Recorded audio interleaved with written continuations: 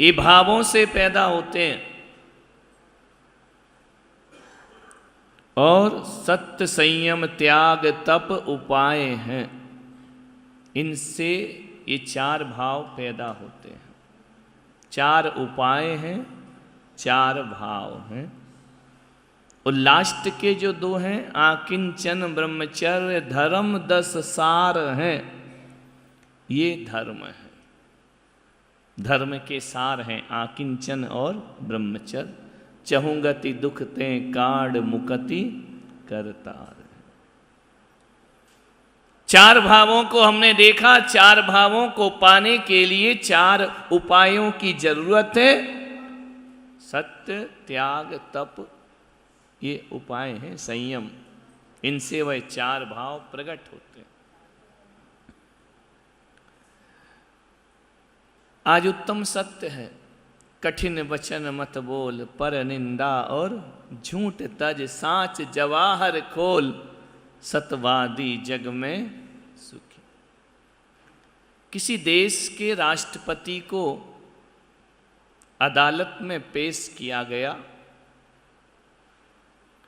अदालत लगी है।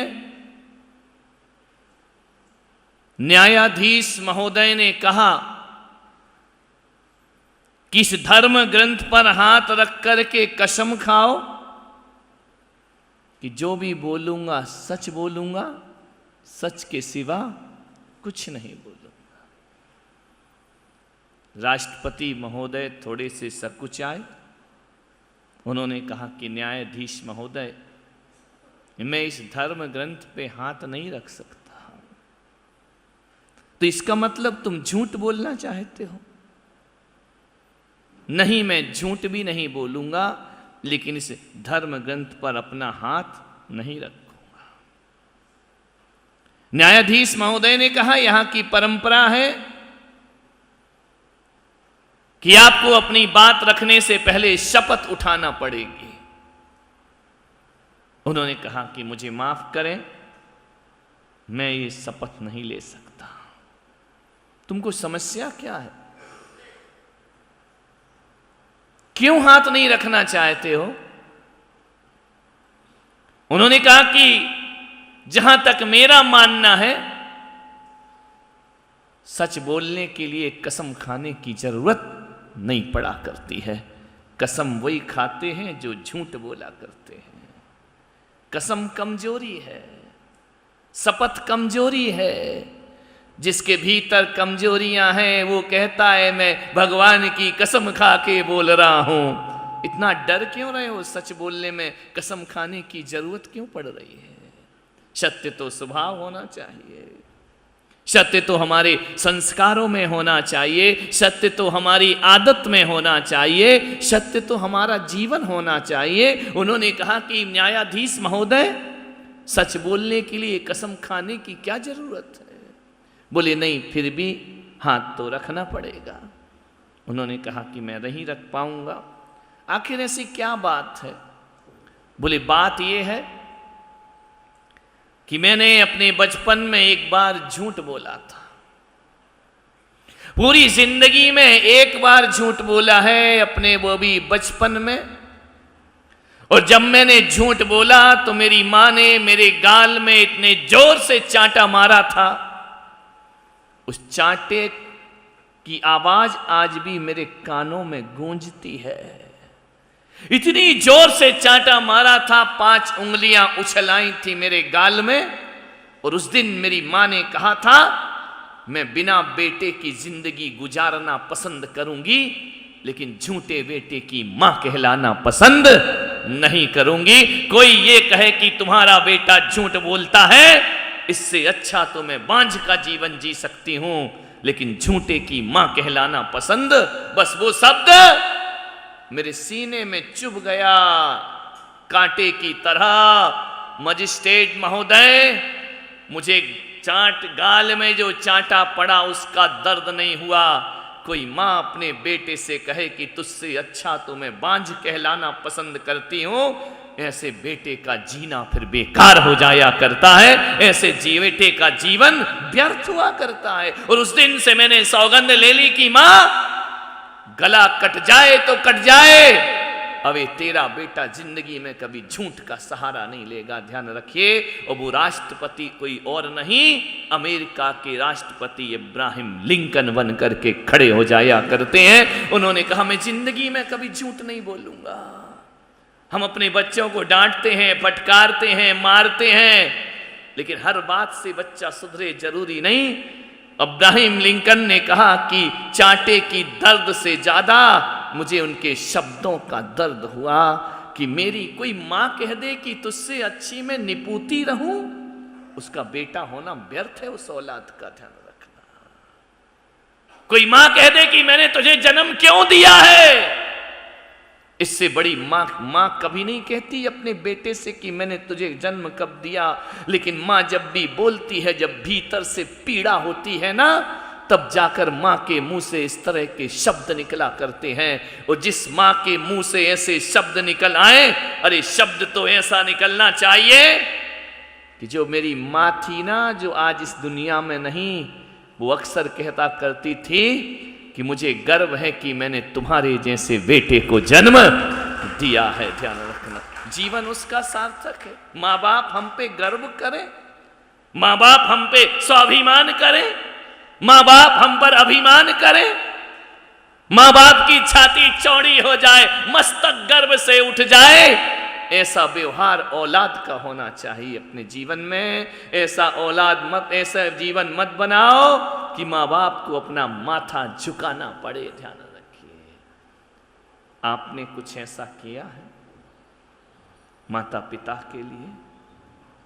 क्या किया है गर्व से झुका सके? तुम्हारी माँ, तुम्हारे पिता ये कह सकते हैं कि हर जन्म में मुझे ऐसा बेटा मिलना चाहिए? सोचिए, विचार करिए। कह सकते हैं भगवान से जाके कि हे परमात्मा, हर जन्म में मेरा बेटा बने और हर जन्म में मैं इसकी मां बनूं? कोई मां कह सकती है? विचार करिए।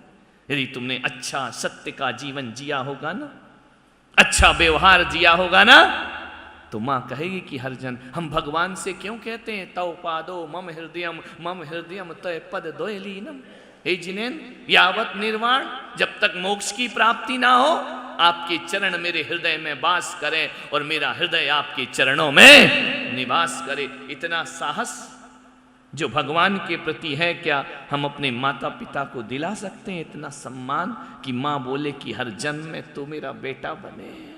सोचिए, धन्य हो गई मेरी कोख तुझे देखकर। ऐसा व्यवहार है हमारा? कोई पिता कह सके कि मेरा पुरुषार्थ सार्थक हो गया तेरे जैसे पुत्र को पाकर के? ध्यान रखना, कोई है माँ बाप ऐसे? नहीं है ना। जिंदगी नहीं जी ढंग से जिंदगी जियो। गर्व करें तुम्हारे पड़ोसी तुम पर, गर्व करें तुम्हारे रिश्तेदार तुम पर, गर्व करें तुम्हारा परिवार तुम पर, तब तो तुमने सत्य की जिंदगी जी है। वरना व्यर्थ की जिंदगी, ऐसे बच्चे तो जानवरों को भी पैदा हो जाते हैं, ये कोई बहुत बड़ी बात नहीं हुआ करती है। आज भी कौशल्या की आत्मा जहां होगी ना, राम जैसे पुत्रों को पाकर धन्य हो जाया करती है। त्रिशला की आत्मा जहां होगी, महावीर जैसे पुत्रों को पाकर धन्यता को प्राप्त कर लिया करते हैं। विचार करिए, नाभिराय जैसे पिता गर्व से मस्तक ऊंचा करते हैं जब उनके घर तीर्थंकर जैसी आत्मा का जन्म हुआ करता है। ध्यान रखना, क्या किया हमने अपने पूर्वजों के लिए? पूर्वज तो छोड़ो, अपने जीवित माँ बाप को भी हम कुछ नहीं दे पाए। गर्व से जिंदगी जियो। मान्यवर,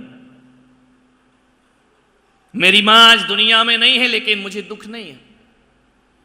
एक स्त्री को जो सम्मान मिलना चाहिए, एक स्त्री को जो मान मिलना चाहिए, और एक स्त्री को जिस शान से विदा होना चाहिए, वो अपने जीवन में जी करके गई है। ये संतुष्टि का भाव हमारे अंदर मौजूद है।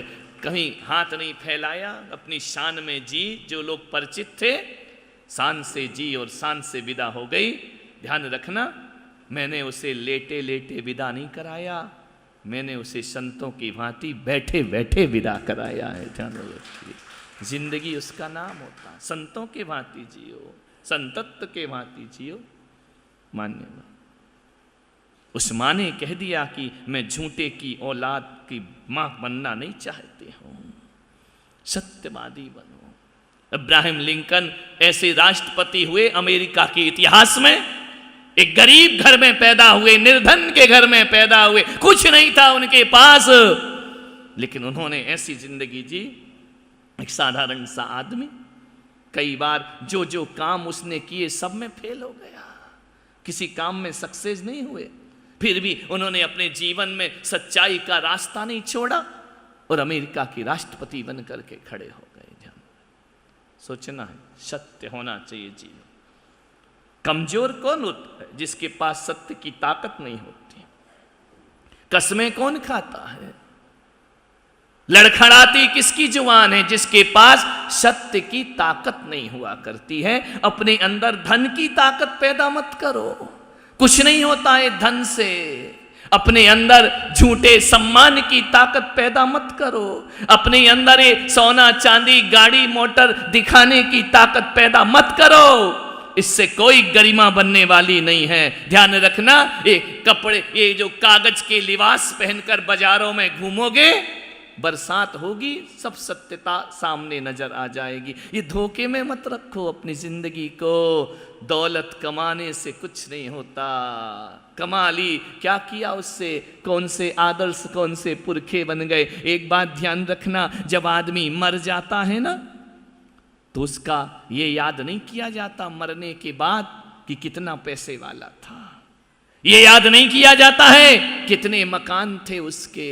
ये याद नहीं किया जाता है कितनी गाड़ियां थी, कितने सोने चांदी जवाहरात हीरे का स्वामी था वह। ये याद नहीं किया जाता है। मरने के बाद क्या याद किया जाता है? रावण की लंका याद की जाती है क्या? नहीं की जाती है। क्या याद किया जाता है मरने के बाद? आदमी का व्यवहार याद किया जाता है। कोई करोड़पति अरबपति मर जाए, व्यवहार बेरुखा हो, व्यवहार ऐसा हो कि कोई बात करने को तैयार नहीं। अकेली शव यात्रा होती है, कोई पीछे चलने वाला दिखाई नहीं दिया करता है। ध्यान रखना, आदमी का व्यवहार याद होता है, और व्यवहार वह जिसमें सत्यता मौजूद होती। झूठे व्यवहार